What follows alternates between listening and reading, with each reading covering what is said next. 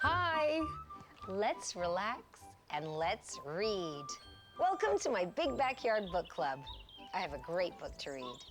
It's about a cute little green frog. I love frogs. Gummy Toes, written and illustrated by Sean Cassidy. It's so nice to be outside in my big backyard to read this book about nature. Look, it's Brandon and his mom, Wendy. Hi, guys. Hi, Giselle. Oh, are you gonna read the book with us? We're reading a book about frogs, and Brandon loves frogs. Great. Gummy Toes waddled out of his old red pipe and sat in the soft breeze. He breathed in the scent of damp grass, and a deep orange sun warmed his skin. He eyed a dragonfly that buzzed past. Somewhere in the treetops, a bright robin warbled its evening song. Gummy Toes filled his throat with air until it puffed up like a balloon. He trilled a song of sweet, high peeps. Then he listened for a reply. A voice called out, "Ooh!" Gummy Toes glanced around to see who was admiring him. Nearby, two children were looking up at the bright robin, not Gummy Toes. "I would like to be admired," croaked Gummy Toes. Brandon, Yeah? what do you think Gummy Toes is going to do to get the children's attention?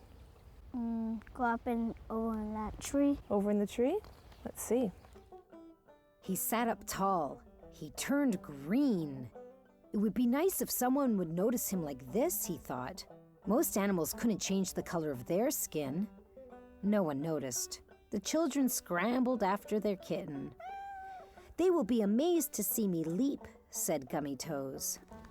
He took a deep breath. He sprang into the air higher than any tree frog had ever jumped before, but no one saw. A sunny butterfly fluttered overhead and the children danced after it. "Everyone needs some attention," Gummy Toes grumbled. What color would you change if you could change color, Brandon? Red. You'd want to be red? Yeah.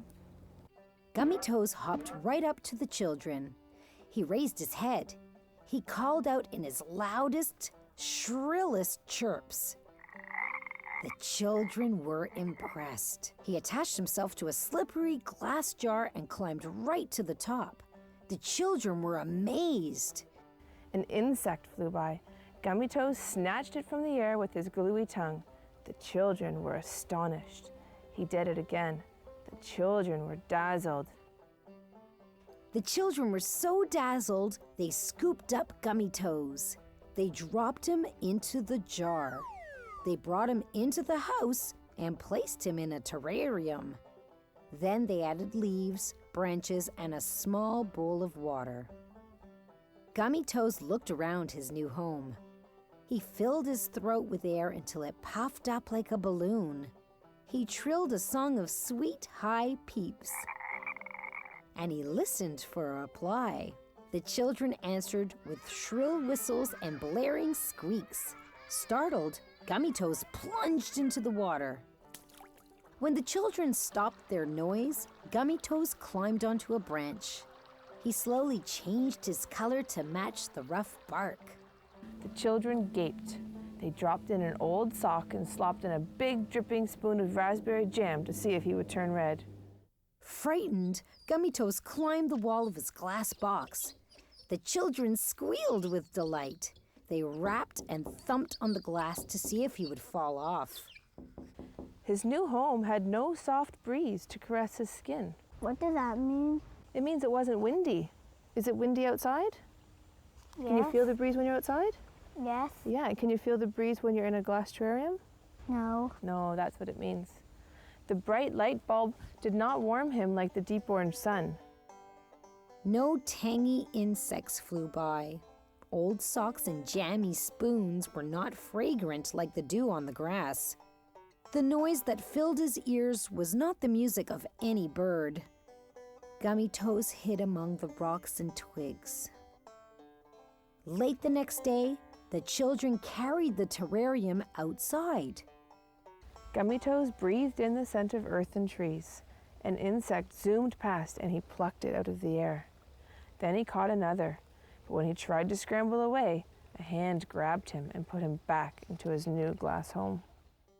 Every evening, the children took him outside to catch his meal.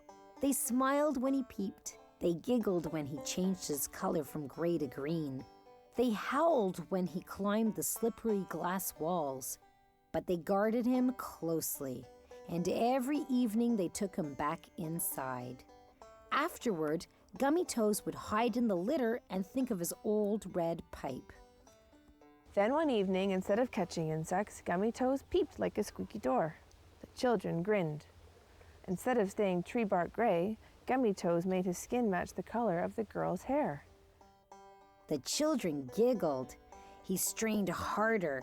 His skin turned as bright as a new leaf. The children's gleeful squeals hurt his eardrums. Gummy Toes wobbled up the side of the terrarium like jelly. When he reached the top, he pulled his feet off the wall, one gluey toe at a time. Then he hung by just one foot. He wiggled his belly and the children howled. He crossed his eyes. The children fell to the ground in a dizzy, laughing tangle. Gummy Toes hopped away. The children rose from the ground and wiped their eyes. They looked for Gummy Toes, but he had vanished. The children searched around the terrarium. They hunted on the ground. They searched and searched, but they never found Gummy Toes. Why do you think Gummy Toes ran away, Brandon? Because he didn't like it there. Where did he want to go to? With pipe. The next evening, as the sun turned orange, Gummy Toes waddled out of his old red pipe. He lifted his face to the warm breeze. As the robin began its evening song, Gummy Toes filled his throat with air and trilled the sweetest song ever. He listened for a reply. A voice called out, and when the children raced by, Gummy Toes knew just what to do. He made himself as small, as still, and as quiet as he possibly could. The end. Did you like that book, Brandon? Yes. What did you learn about that book? To not keep frogs for a long time. Where should frogs live? In nature. In nature. Thanks, Brandon. Thanks, Wendy. Happy looking. Bye, Giselle. Bye, Giselle. Every day, you've got the need. Every day, you've got to read. Bye. Touch the sky. Gummy Toes. Written and illustrated by Sean Cassidy. Published by Fitzhenry and Whiteside. To join my Big Backyard Book Club, log on to tvokids.com and click on the Big Backyard button.